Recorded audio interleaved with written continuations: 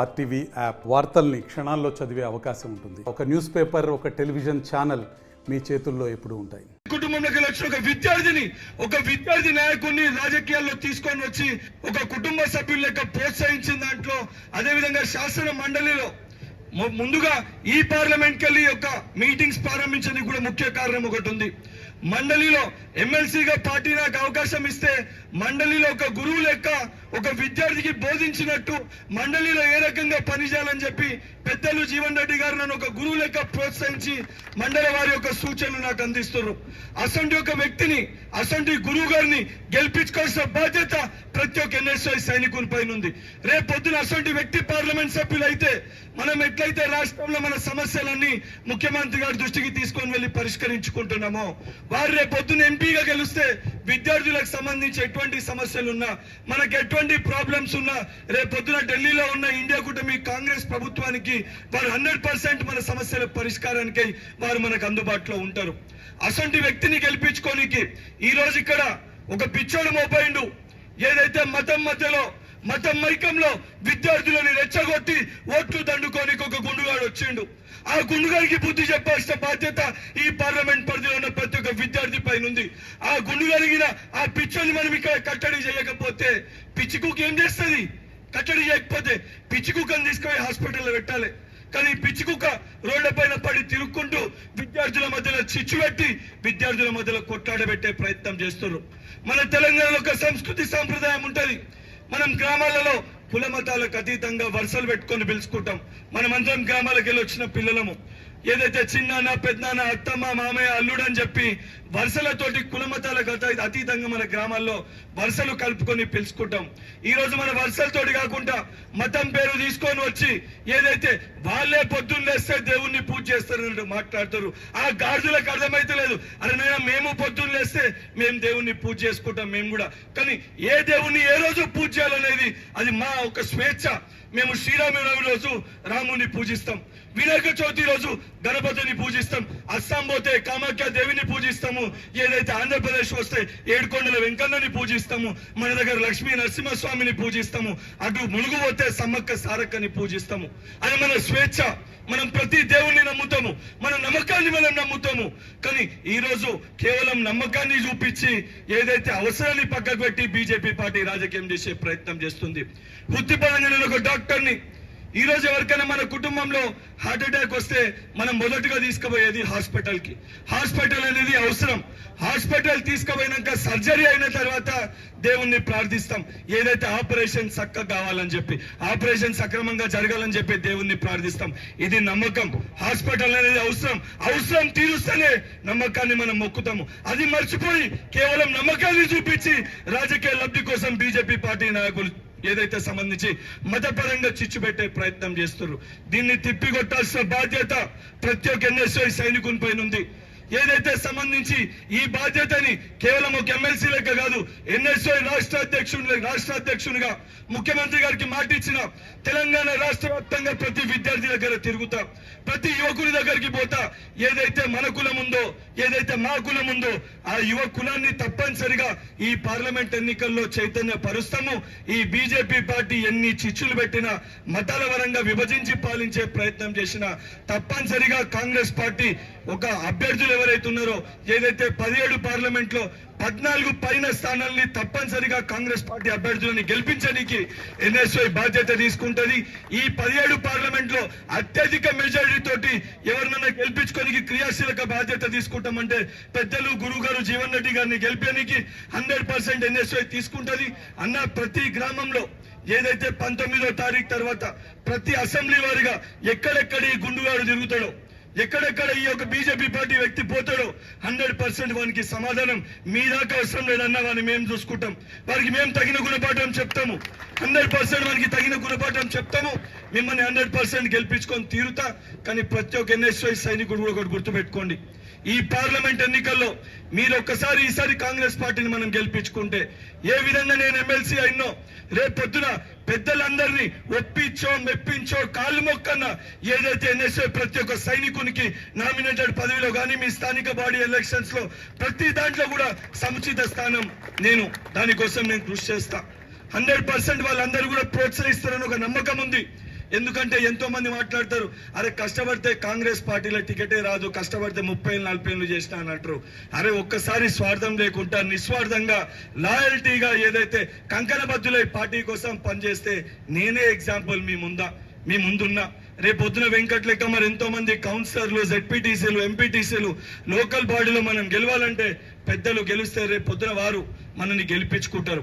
So అటువంటి ఒక జీవన్ రెడ్డి గారిని గెలిపించడానికి ప్రతి ఒక్క ఎన్ఎస్వై సైనికుడి మీటింగ్ అయిపోయినాక కూడా నేను ఇన్ఛార్జెస్ అవన్నీ డివైడ్ చేస్తా. పెద్దలకి పోయేది ఉంది కాబట్టి వాళ్ళ ముందు నేను మాట్లాడాలి కాబట్టి ఆ మెసేజ్ అనేది ఇవ్వడం జరిగింది. దయచేసి వారు మాట్లాడిన తర్వాత ఇన్ఛార్జెస్ ఏ అసెంబ్లీకి ఎవరు, ఏ మండలాలకు ఎవరు, మీరు వెళ్లాల్సిన డేటా, బీజేపీ పార్టీకి ఏ రకంగా బుద్ధి చెప్పాలి. బీజేపీ బీఆర్ఎస్ రెండు వేరే వేరే కాదు, అదొకటైతే గుర్తుపెట్టుకోర్రి. ఇది బీజేపీ బీఆర్ఎస్ అంటే బీజేపీ రిస్తదార్ సమితి, రెండు ఒకటే. వాళ్ళిద్దరు ఒకవైపు, మనం ఒకవైపు. పార్టీ ఏదైతే ఎజెండా తీసుకున్నదో 5 గ్యారంటీలు మనం పార్లమెంట్ లో ఎన్నికలు అయితే గెలిచిన తర్వాత ఏదైతే చేస్తామన్నామో అది ప్రతి ఇంటికి, ప్రతి ఓటర్కు తీసుకుపోవాల్సిన బాధ్యత మీ మీదనే ఉంది. ఎందుకంటే మీరంతా కూడా చదువుకున్న వాళ్ళు, పిల్లలు, యువకులు. మీరు మీ కుటుంబాలను ఫస్ట్ ఇలా ఇప్పుడు బీజేపీ వాళ్ళు ఏం చేస్తున్నారంటే వాళ్ళు ఫస్ట్ మీ కుటుంబంలో ఓట్లను మార్చిందని చెప్తున్నారు. పిల్లలు ఎక్కువ మంది ఇప్పుడు ఇలా అట్రాక్ట్ అయ్యేది యూత్ పిల్లలు ఎక్కువ బీజేపీ సైడ్ కొంతమంది ఉన్నారు, అందరూ అనలేము, మనకు కూడా తక్కువ లేరు, చాలా అలాకంటే ఎక్కువనే ఉన్నారు. కానీ వాళ్ళు ప్రధానంగా చేసేది అంటే మీ ఇంట్లో మీ కుటుంబ సభ్యులను మార్చండి అంటే. నేనేమంటానంటే మనం కూడా ఈ 5 గ్యారంటీస్ ఏదైతే ఉందో అది ఫస్ట్ మీ కుటుంబ సభ్యులకి ఎక్స్ప్లెయిన్ చేయండి. మన ఇంట్లో కూడా అమ్మ ఉంటుంది, నాన్న ఉంటాడు, అన్నదమ్ములు ఉంటారు, అక్కజల్లు ఉంటారు, వాళ్ళకి అవసరం ఉన్న స్కీమ్లు ప్రతి కుటుంబంలో ఎవరికి ప్రతి ఒక్కరికి ఉపయోగపడేది ఇది. అందులో ఒక స్టూడెంట్ ఉంటాడు, ఒక వ్యవసాయదారుడు ఉంటాడు, ఒక మహిళ ఉంటుంది, ఒక కర్షకులు, కార్మికులు అందరూ ఉంటారు. కాబట్టి మీరు ఈ 5 గ్యారంటీలను ఫస్ట్ మన కుటుంబంలో మార్పు తెద్దాం ఎక్స్ప్లెయిన్ చేసి, తర్వాత మీ గల్లీలో, తర్వాత మీ గ్రామంలో అట్లా చేసుకుంటే మీరు ఒక్కొక్కరు ఒక్కొక్క 1000 ఓట్లకు ప్రభావితం చేసే అంత శక్తి ఉన్న వాళ్ళు. మీరు అందరు మామూలు వాళ్ళు ఏం కాదు, చూసే వయసులో చిన్నవాళ్ళు. కానీ అంటే మీరు మామూలు వ్యక్తులేం కాదు, మీరు ఏదైనా సాధ్యమే చేయగలేంత అసాధ్యులు. కాబట్టి మీరు ఏమంటారంటే ఇప్పుడు ఎగ్జామ్స్ కూడా అయిపోతున్నాయి, హాలిడేస్ ఉన్నాయి. మరి పెద్దలు మన అంటే తమ్ముడు బల్మూరు వెంకట్ కూడా యాక్టివ్గా మొత్తం కూడా అన్ని పార్లమెంట్ తిరుగుతూ అంటాడు, మంచి ఇనిషియేటివ్ తీసుకుంటే నేను అప్రిషియేట్ చేస్తూ ఉన్నాను. మీరు ఒక నెల రోజులే ఉంది ఇప్పుడు, మన 8 సరే 13 నాడు ఎన్నికైనా కానీ మనకు 10వ తారీఖు వరకే ప్రచారానికి అవకాశం ఉంటుంది. ఒక నెల రోజులు ఉందనుకోండి మనకు. ఈ నెల రోజులు ప్రొద్దున సాయంత్రం, స్పెషల్లీ ఇప్పుడు ఎండలున్నాయి కాబట్టి సాయంత్రం 5 నుండి 10 గంటల వరకు రాత్రి మీరు మీ గ్రామాల్లో కానీ టౌన్లలో కానీ ప్రతి ఓటర్కు మన కాంగ్రెస్ పార్టీ ఎజెండా చేరవేయడమే లక్ష్యం. ఎందుకంటే ఎజెండా ఎంత చాలా బాగుందంటే వాళ్ళ జీవితాల్లో నిజంగానే మార్పు వస్తుంది. ఇవాళ మనం చూసినాం, మేము లాస్ట్ టైం నేను గెలవడంలో కూడా ప్రధాన పాత్ర ఏంటంటే మీ ఎన్ఎస్సీ పిల్లలు, యూత్ కాంగ్రెస్ పిల్లలు, మరి మన కాంగ్రెస్ పార్టీ శ్రేణులు అందరూ కూడా ఈ రాహుల్ గాంధీ గారు చెప్పినటువంటి మన రైతు డిక్లరేషన్ కానీ, మన అభయహస్తం కింద 6 గ్యారంటీలు కానీ డోర్ తీసుకెళ్ళాం. ఒక 6 నెలలు దగ్గర మేము డోర్ టు డోర్ తిరిగి ఏమంటారు గడప గడపకు కాంగ్రెస్ అనే ప్రోగ్రాం తీసుకొని ఇంటింటికి తిరిగి మన ఒక ఎజెండాను డోర్ టు డోర్ తీసుకుపోవడం జరిగిందో అవి నెరవేర్చబడలేకపోవడంతో తెలంగాణ ఇవ్వబడ్డ కాంగ్రెస్ పార్టీతో సాధ్యమవుతుందనే ఒక భావనతో యావత్ తెలంగాణ రాష్ట్రంలో విద్యార్థులు, నిరుద్యోగ యువత వాళ్ళ కాంగ్రెస్ ప్రభుత్వం ఏర్పాటు కావడం జరిగిందంటే అది మీ శ్రమ అని చెప్పంటున్నాను నేను. వీళ్ళ విద్యార్థులు, నిరుద్యోగ యువత మీరేదైతుందో స్పందించి ఈ ప్రభుత్వాన్ని మార్చాలి, విద్యా అవకాశాలు మెరుగుపడాలి, నిరుద్యోగ యువతకు ఉద్యోగ ఉపాధి అవకాశాలు కల్పించబడాలనే భావనతో ఏదైతుందో ప్రభుత్వాన్ని మార్చి ఇలా కాంగ్రెస్ ప్రభుత్వం ఏర్పాటు కాబడడం జరిగిందంటే మన సోదర ఎన్ఎస్యుఐ యువ కాంగ్రెస్ దీని ప్రధానమైనటువంటి ఒక బాధ్యత అని చెప్పక తప్పదని చెప్పంటున్నాను. మిత్రుడు వెంకట్ గారు ఒక ఉద్యమ నాయకుడు చెప్పంటున్నాను. ఇక్కడ వాస్తవం అనుకుంటే మొత్తం దేశంలో కూడా అంటే ఇంత పెద్ద ఉద్యమగాడు ఇంత చిన్న వయసులో ఎవరు ఉంటారని చెప్పి నువ్వు ఊహించని. ఆనాడు అస్సాం రాష్ట్ర ఏర్పాటు సందర్భంగా ప్రఫుల్ల కుమార్ సంబడి అయితే ప్రఫుల్ల కుమార్ ఉండేనే,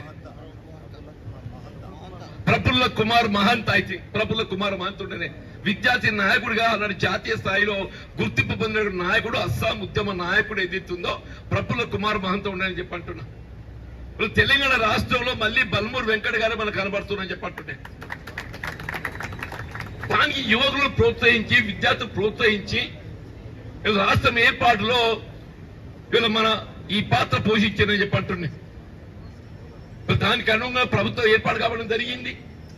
ప్రభుత్వం ఏర్పాటు కావడంతో సరిపోదు. వీళ్ళ ఎన్నికల సమయంలో మనం ఏ విధమైనటువంటి ఒక మన ఆశలు రేకెత్తి చేయడం జరిగిందో అవన్నింటి అమలు చేయడం మన బాధ్యత అని చెప్పంటున్నాడు. ఆ బాధ్యత దిశగా ఏదైతుందో ముఖ్యమంత్రి గారు ఒక ఆలోచనతో ఆయన శాస్త్ర మండలి బాధ్యత అప్పచెప్పిండే. నేను దాకా ఉద్యమకారుడు, ఇవాళ ఉద్యమకారుడు కాదు, ఒక నిర్మాణాత్మకంగా వ్యవహరించాలి. నేను ఎన్నికల వరకు ఏదైతుందో ఏ ఉద్యమకారుడు ఏదైతుందో సమస్యలు లేవనెత్త చేయడం జరిగిందో ఆ సమస్యల పరిష్కారం చూపెట్టే దిశగా ఇవాళ ఈ ఉద్యోగ అవకాశాల కల్పనలో ఏదైతుందో ఆయన పాత్ర పోషించడానికి నిర్మాణాత్మక వ్యవహరించడానికి శాస్త్ర మండలి అవకాశం కల్పించడం జరిగిందని చెప్పండి. మరిన్ని వీడియోస్ కోసం ఛానల్ ని సబ్స్క్రైబ్ చేయండి. లేటెస్ట్ అప్డేట్స్ కోసం వాట్సాప్ ఛానల్ ని ఫాలో చేయండి. అండ్ లింక్ డిస్క్రిప్షన్ లో ఉంది.